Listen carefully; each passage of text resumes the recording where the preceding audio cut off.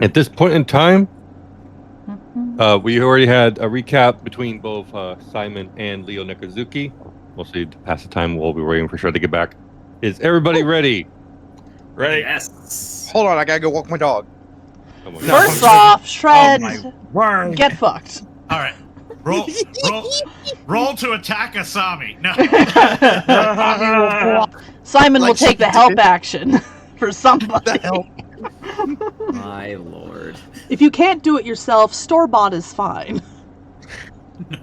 Girls, are you here? Yeah. All right, cool. All right, so I need to do a few things. Much better. My watch. Alrighty. I'm gonna kill this music. Oh And no! I need- killing music. Shut up. The day the music, Music died. It's a good and song. they were singing. I need my- quiet, please. I'm fine with nonsense, but today I have things prepared, and we Okay. are 30 minutes late. I do Okay. want to get started. All right. Let's see where I need to start.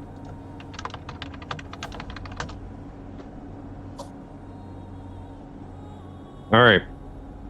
So, Simon, would you like any kind of like impromptu reaction from Simon before we officially begin? He's going to blink. His jaw drops a little bit. He's going to go, "What? That was real?" And he's going to start beaming in delight.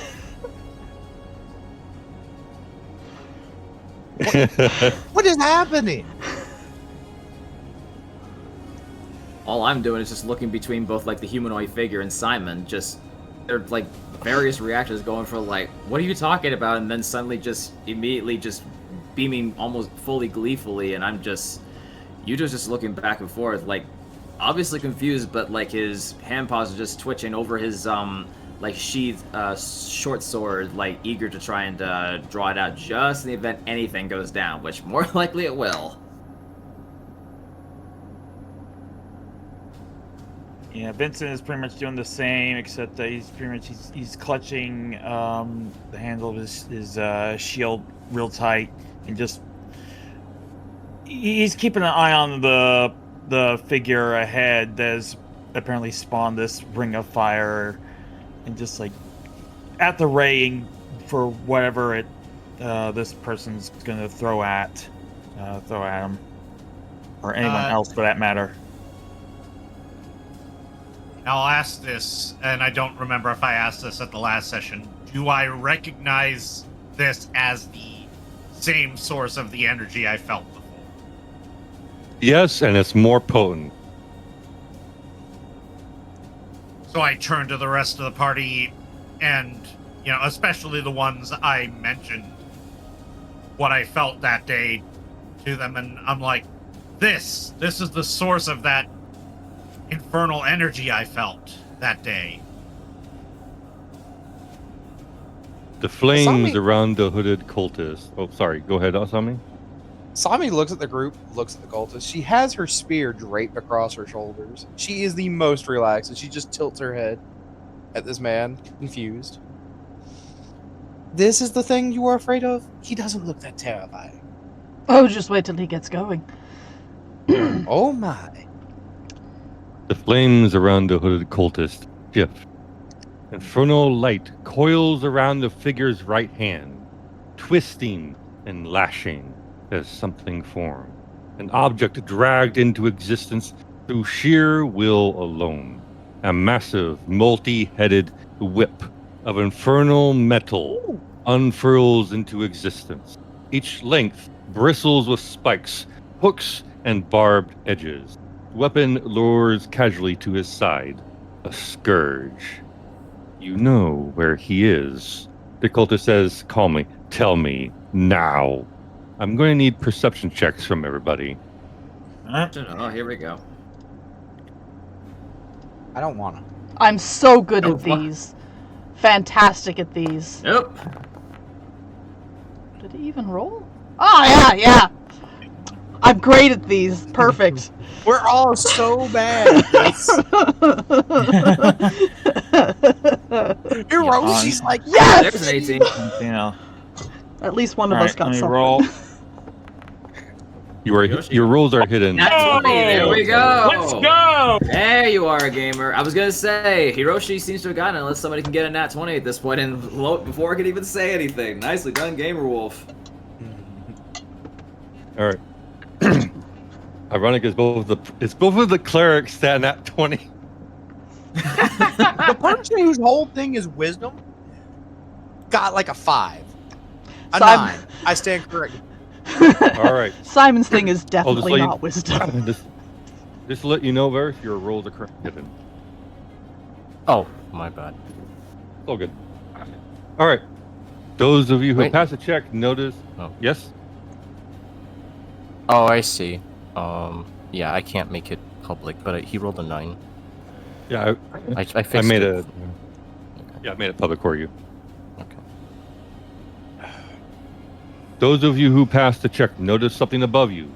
Against the burning surface of the infernal dome, thin strips of parchment suddenly appear.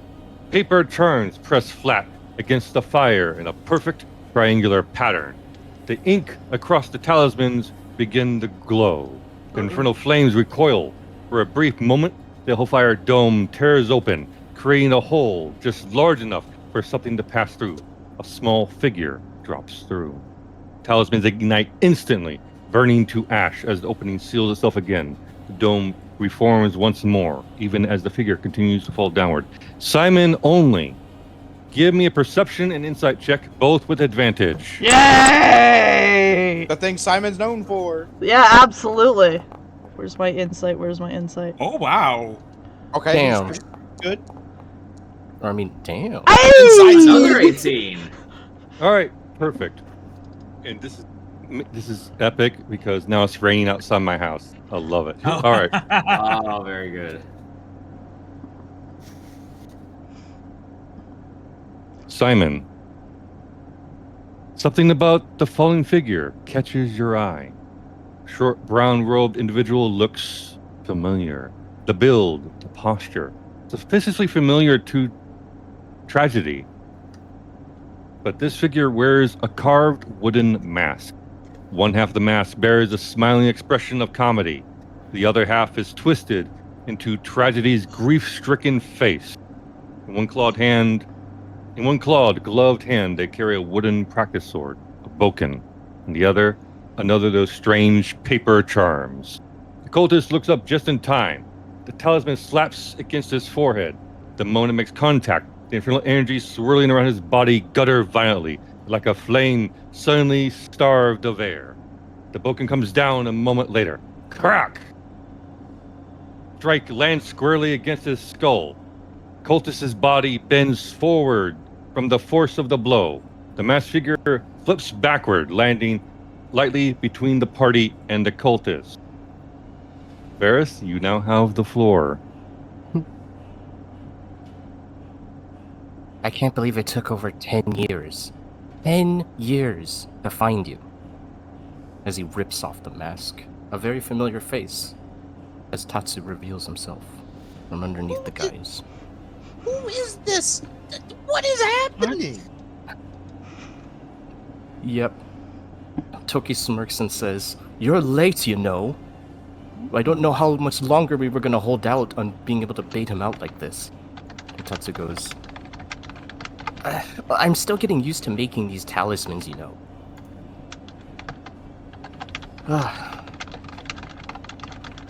And then Toki kind of like looks down like as if he's looking at a watch on his wrist, but there's not actually anything there.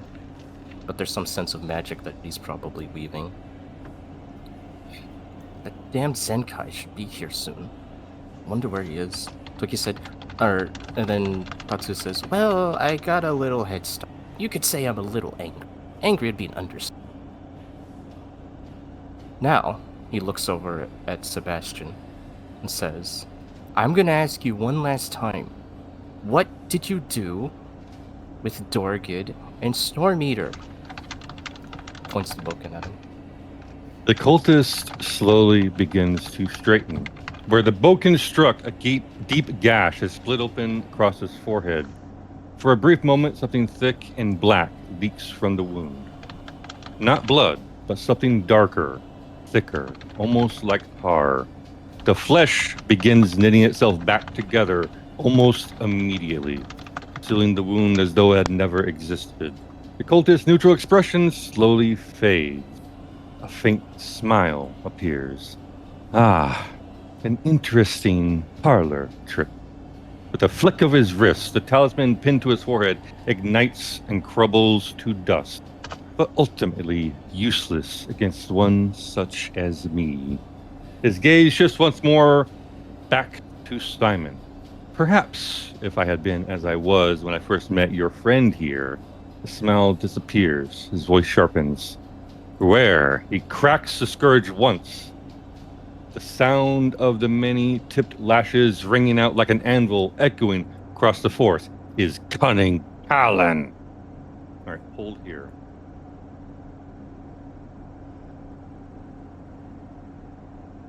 Even with all this fire that's raging about everywhere, not Simon only, is like, probably absolutely mind fucked right now, but it'll get explained in due time, I promise.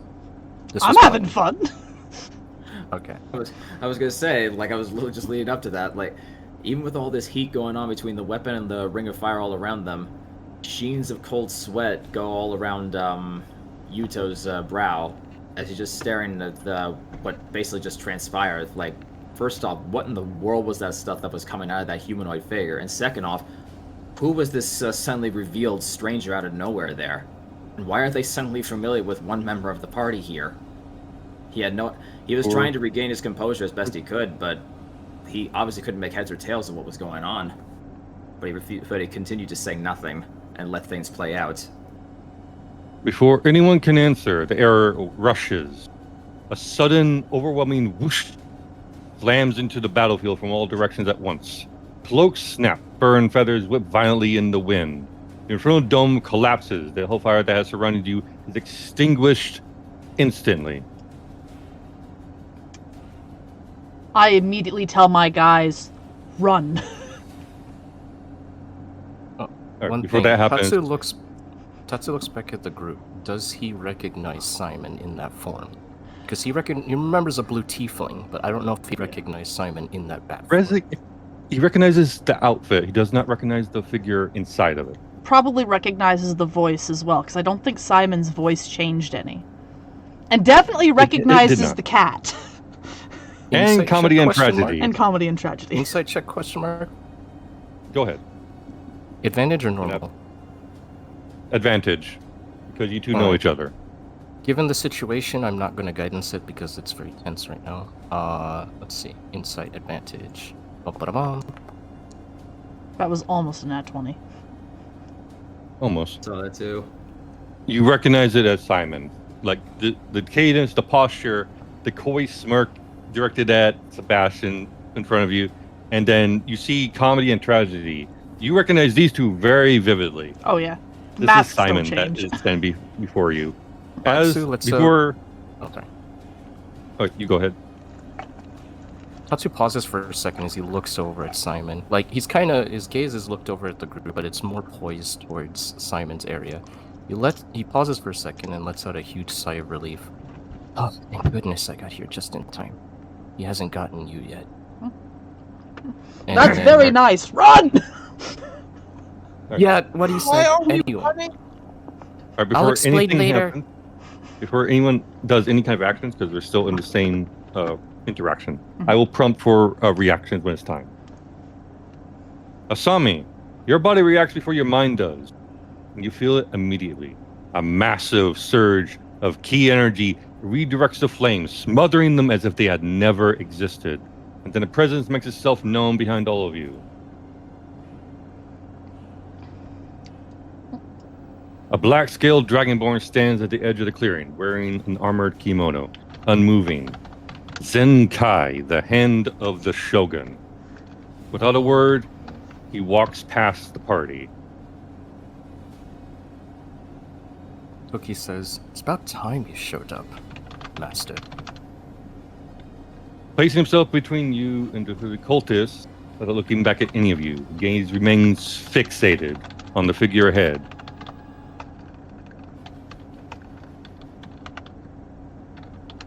All right.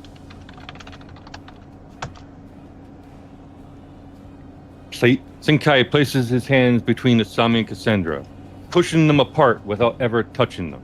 Steps past them and past Tatsu until he stands between the party and the cultist. Cultist's eyes gaze slowly shifts, his attention leaving Simon entirely. Infernal light flickers faintly behind his eyes as he studies the Dragonborn, now standing in his path. Leave. Senkai's deep voice is flat and utterly without warmth. The Shogun will tolerate your desecration of his land no longer. Cultist slowly tilts his head, studying him in silence for a moment before answering. Oh? He replies evenly. No, I do not believe I will.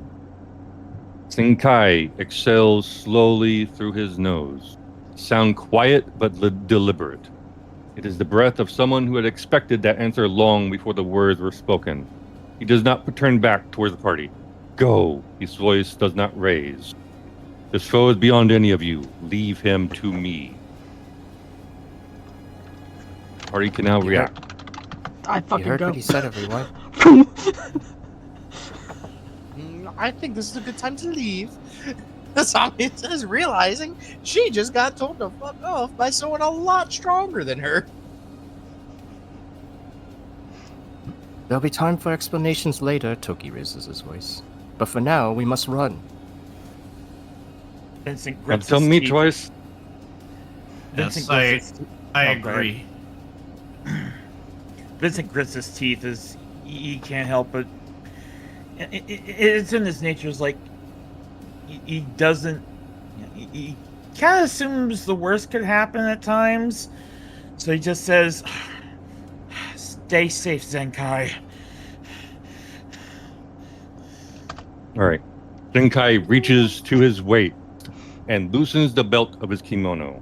With a sharp motion, he throws the garment from his shoulders. Okay. The cloth strikes the ground with titanic force. The impact sending a violent tremor through the earth as dirt and debris explode upwards in a plume around it. It's the weighted clothing. When the dust settles, Senkai stands bare to the waist. His scaled body is a tapestry of scars, slashes, burns, punctures, and old wounds, layered across one another like a history of 100 battles carved into flesh. He slides 1 foot outward into a stance. One arm raises, palm turned inward towards his chest. The other moves behind his back, held perfectly horizontal.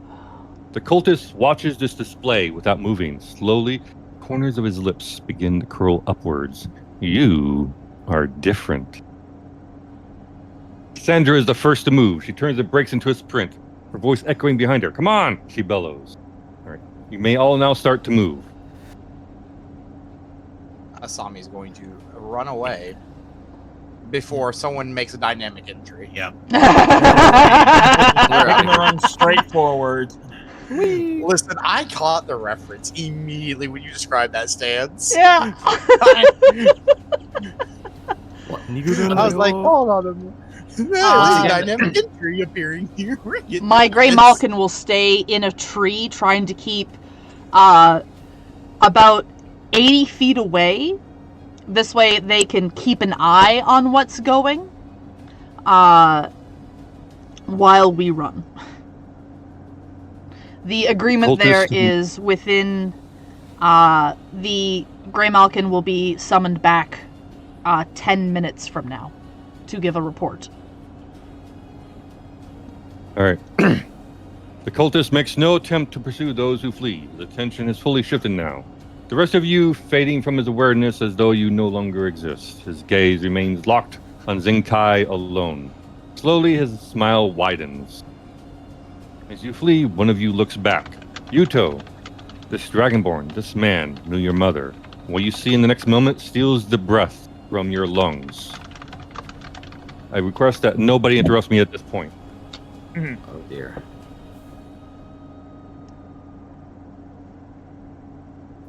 Zenkai steps forward, and then he is gone.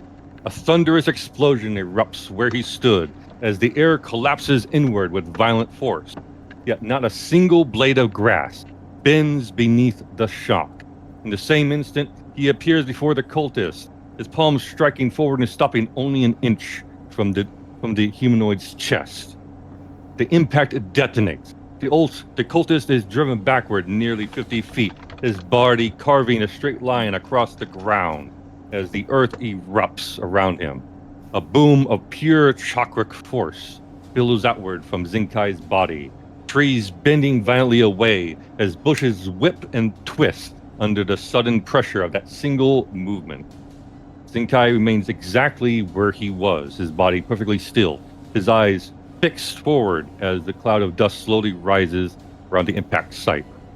Yuto, you see the dust begin to settle. Yuto, you have a reaction here. What does Yuto do while this is going on?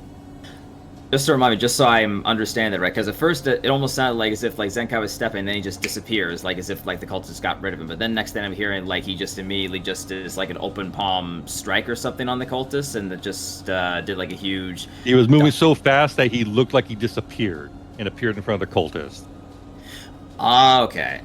And otherwise just caused like a huge like dust wave and everything like that. Okay, let's see.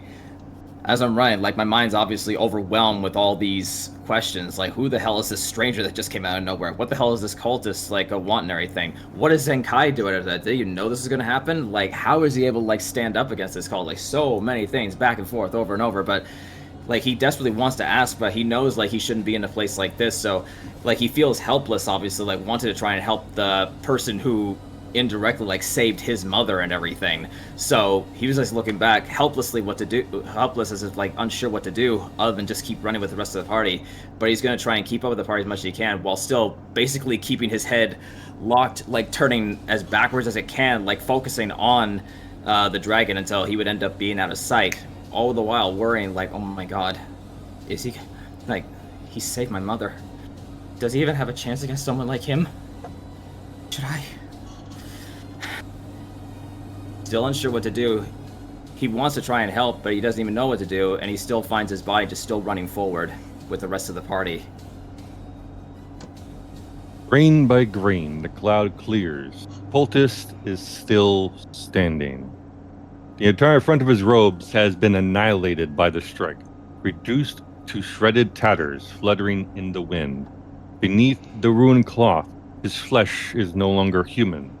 Darkened scales spread across his torso like burnished obsidian, demonic corruption made manifest. His body has been bent backward from the impact. Now, slowly and deliberately, he straightens. There is no blood, no wound, no sign of injury.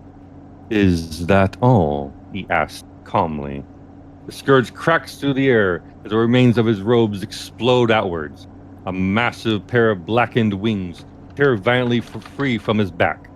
Sound of wet and brutal as infernal flesh splits open to allow them through. They spread wide across the clearing. My turn, then. The cultist vanishes, not a blur, not a leap.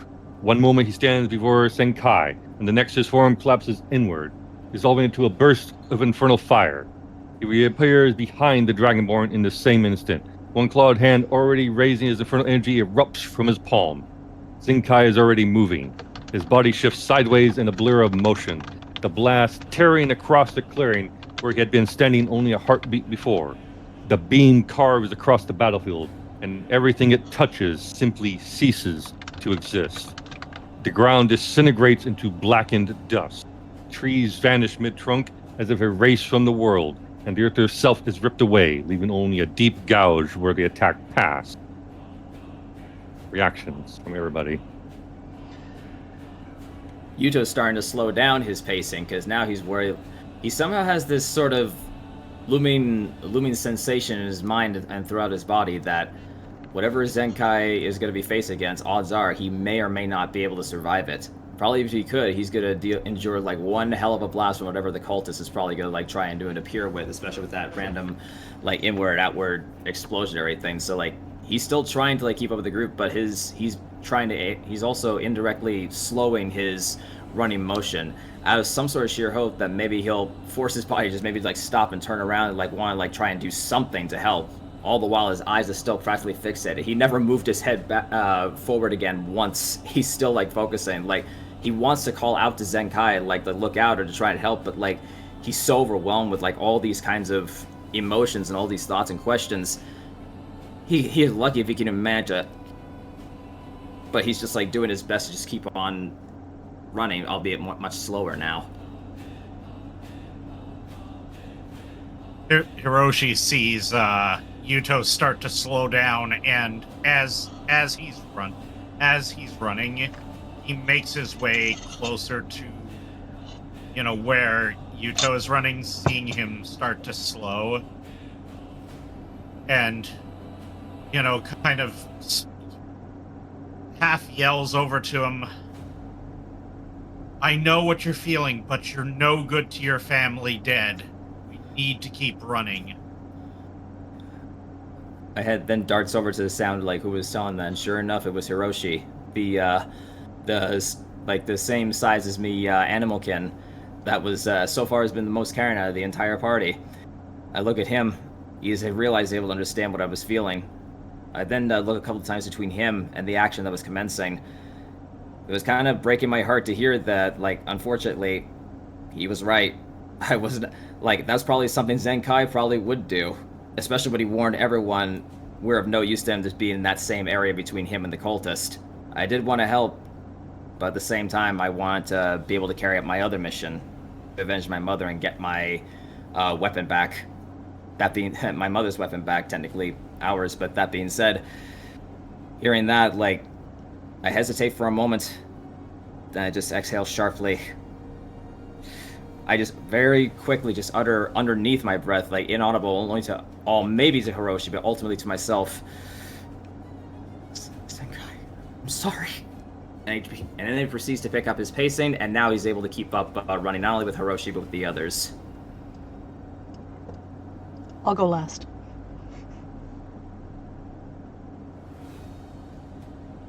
Okay, so I'm guessing at the distance we are right now, like, we still...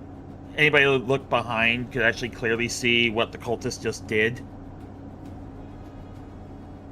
If anybody looks behind, you can clearly see that the cultist blast literally disintegrated the ground where Zenkai was standing. Jesus. Vincent takes a quick look behind to see if he can maybe see anything like what's going on, and he sees the instantaneous damage that the cultist pulls, and he just says, "Oh my."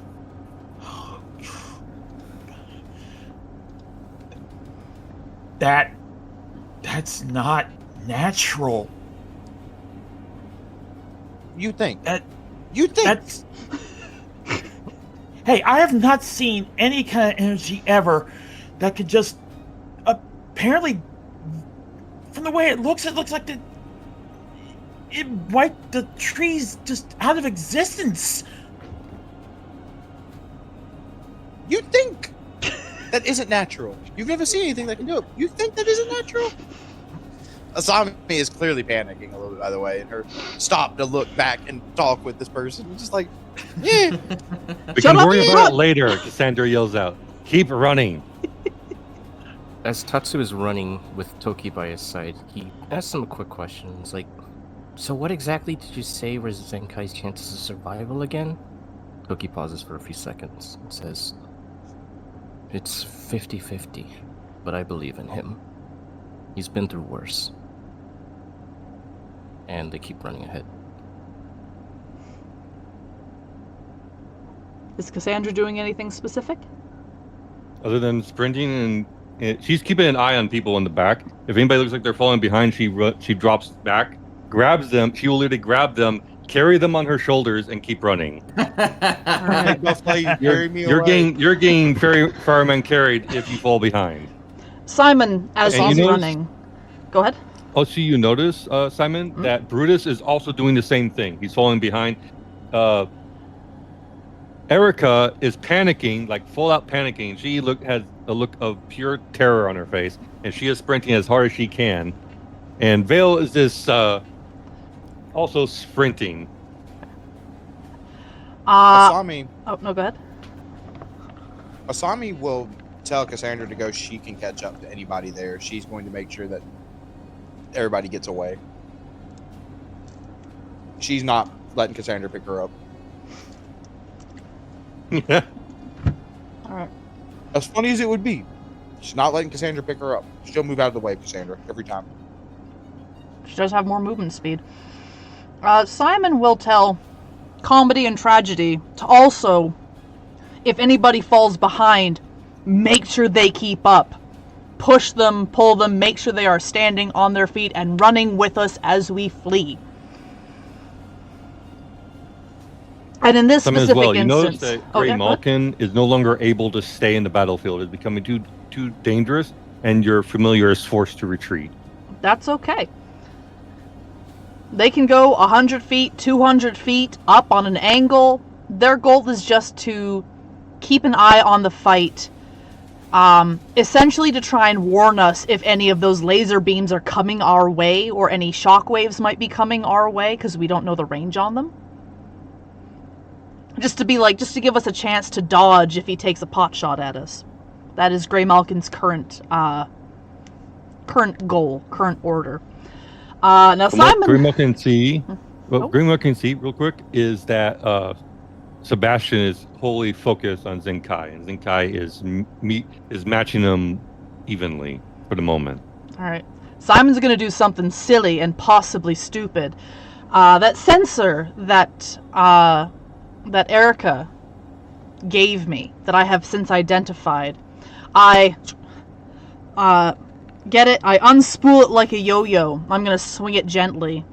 And the air elemental that it summons, I will give the orders specifically of, if Zenkai is about to die, get him out of there. Stay out of the way otherwise. Because I'm assuming an air elemental would have a pretty good speed.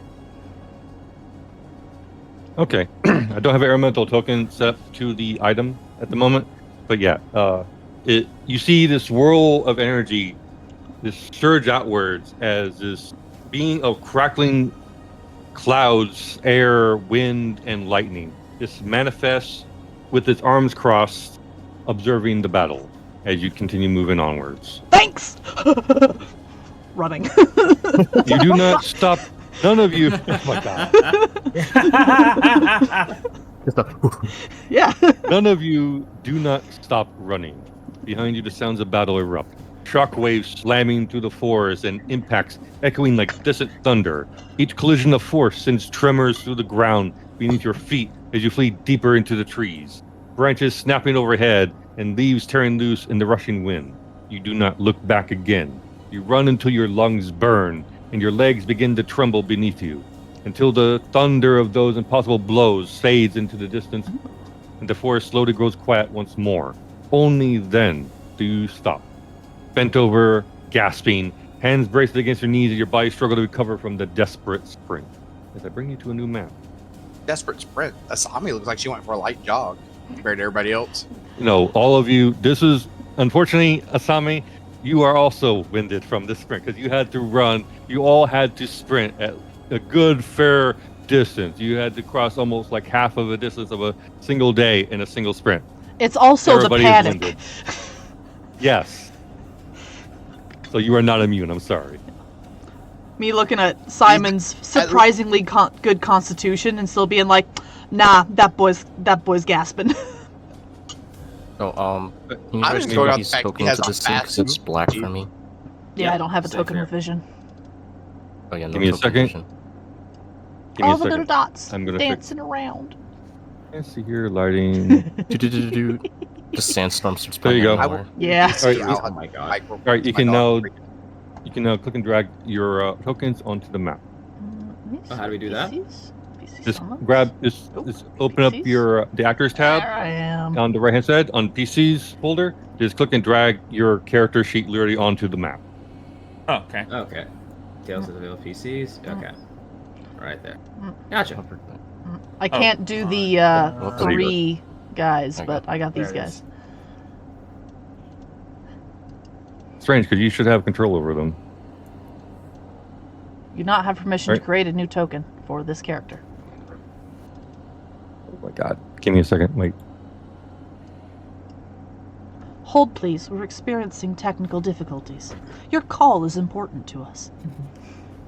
My Oh, God. they used to like that old 1950s test pattern where you see like that Indian chief head and then a bunch of like white and black and color bars. So you just see the music go da da da da da da da da da. All right.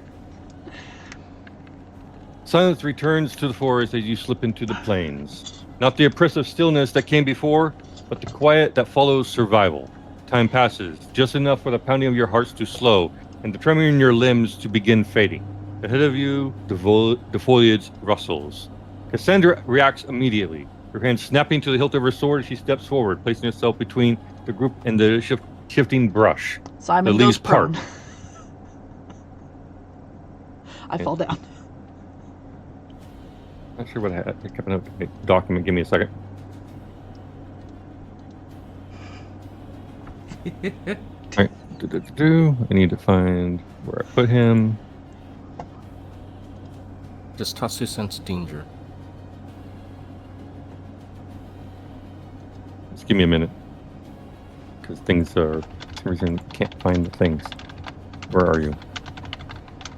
Ah, there you are. You do not. Okay. The leaves part, and Zinkai steps out from the trees. Is my air elemental there?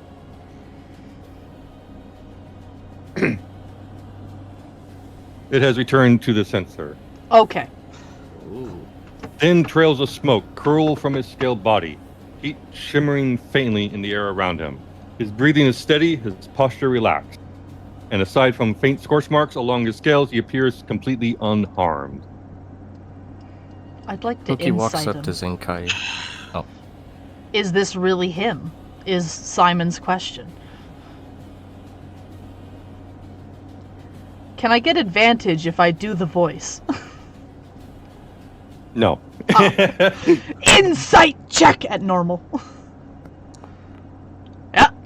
That's about how I thought that would go. That's about how I thought that would go. wait, Simon, do you have guidance? Yeah, but I'm not thinking of using it right now. I'm thinking of I'm laying on the floor and That's a this guy fair just point. walked up. But this is actually something where Hiroshi probably would have the same thought, considering the type of energy he felt coming from the cultist. So I think I would try the insight check as well, if I may. I will also Go for try it. and ping the dread sense.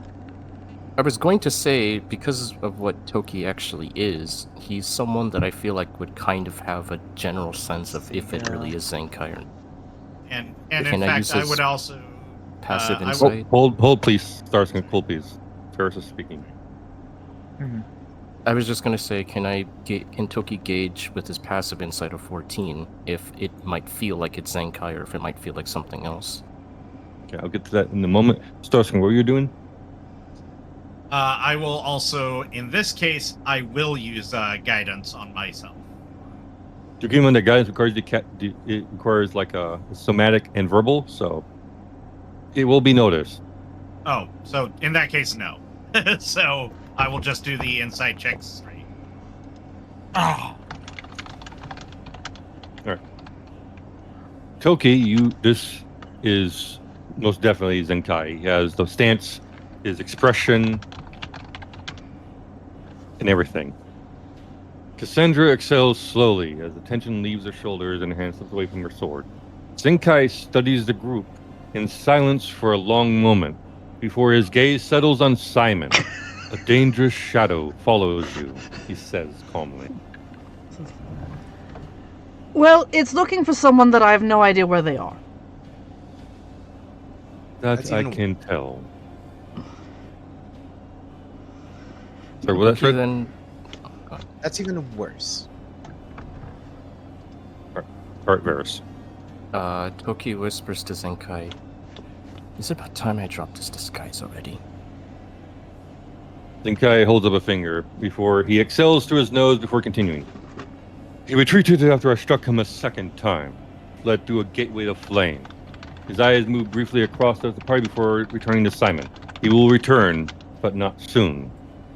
Zenkai reaches to his waistband and withdraws a small object, a simple wooden chime, hanging from a short cord with no visible bell inside. He holds it out towards the group. Take this. Who takes the chime? Asami will reach out for it first. All right, Isami, you take the wind chime. It makes no noise when you hold it in your hand. Ring it once if he ever returns. Zenkai says, I will come. Normally, this is the part where I say I'll ring it for house calls and when I need food ordered, but I don't feel like that's appropriate right now. If you do, I'll be sure to break your spine in half. You know, and I believe you could. I'm asking you to ring it if he ever returns because he is beyond anyone on this world. He replies, his tone unchanged. His presence alone threatens Arcadia. My oath is to Inago Yoto, and by extension to anything that endangers this realm. He regards the party again, his expression unreadable. Perhaps in time, we may face him together, but today was not that day. He knew you would resist. He knew you would defy him. It was a trap, laid by someone who understands you better than you understand yourselves. Zenkai snorts quietly. But I watch all who enter the shogunate, especially those who carry corruption within their power. Zenkai's eyes then shift towards Toki, giving him a short nod. Are you sure it'll be alright? Zenkai just gives him a stare. He's known him long enough that he would just take that as a yes. So, he snaps his fingers, and this veil of mist kind of wraps around him, and almost kind of like going through a hula hoop. The guise of his vision changes, and you all see. Better not be this. legato. Okay. It's not legato. Simon was about It's a to bird. start combat. I will let Nitro Oh God, explain who this is. Oh God, it's Halucha. We're about to have a Lucha Libre match. What you see before you is no lizard folk at all. In his place now stands a Tengu, a creature similar in appearance to an Akaraka, but not quite the same. He is wearing an attire that looks quite similar to the kimono that Zenkai was formerly wearing. Same colors. Satoshi, Zenkai spoke, his voice a command. You will find the daimyos and you will bring them to the capital, under command of the shogun. He stands astute, gives a salute, and says, "Hi, Shogun-sama." Zenkai Oh. then... Sorry, what was that? Do you wish for me to stay looking after this lot, or will I be accompanying you back to the shogunate? No. You will return to the shogunate. He nods, turns to everyone, and says, "Well, I don't suppose in the essence of time I owe you all a short explanation. My name is Satoshi Karasu, and I am a devout underling of Yatagarasu directly. I was ordered by Zenkai to spy on all of you to see if your intentions were those of honest purity or those of malice. And from what I've gathered, you all seem mostly pure of heart. And with that in mind, I believe my mission here has been done." He looks over at Tatsu and says, "I leave the rest to you." And with that, he makes his way next to Zenkai, gives a polite bow. And if anyone has any final questions for him before he moves away, you can ask. Otherwise, he'll be moving with Zenkai. Out of character question, does he actually have wings like what his portrait denotes? Yes. Got it. Yeah, he is not a Kenku, he is actually a Tengu, which is exclusive to this world.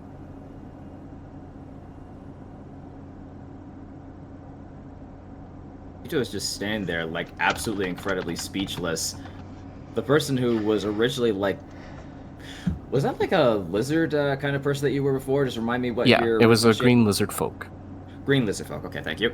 What was once a green lizard folk, then just out of nowhere this whole time, not only has he never seen such magic like this, let alone any magic able to be held for so long to hold such a disguise like that, but on top of that, the fact that this is someone who just changed their identity, like, in just like a flashy blink of an eye and everything, and just all this time, like with all these changes that have been happening, it was already enough that Cassandra got changed, and then like seeing people appear before us out of nowhere, like them changing, and now we see Satoshi changing. Like he's tempted, but also not tempted. Just blurred out asking, "Are you one of us or one of them?" But he's like kind of choking that question internally now. He's kind of keeping it to himself because, again, his mind is so full of what is this? I don't even.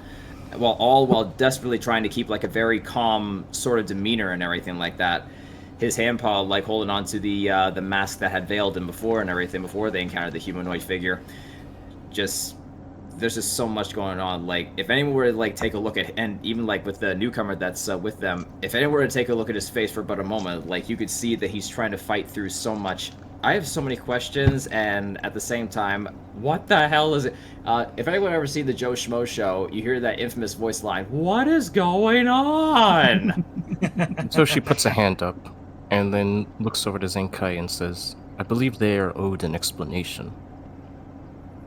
In due time.